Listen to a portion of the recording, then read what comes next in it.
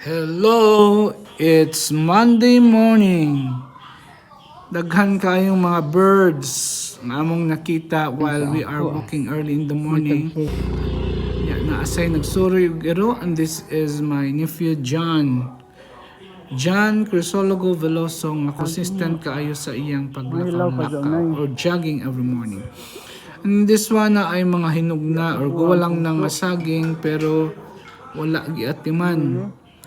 Kay murag ang tag-iya ni nga balay wala na magpuyo diri because they have a new house. And here is Nanay, she's walking.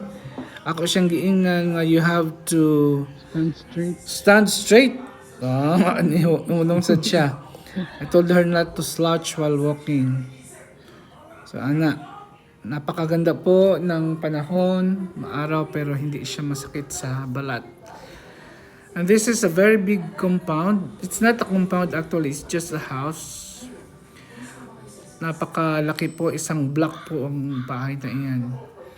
So continue walking lang, lakas ng katawan. At ito yung nakita kong bird sa aming terrace. Ayan. Good morning once again. Be healthy always.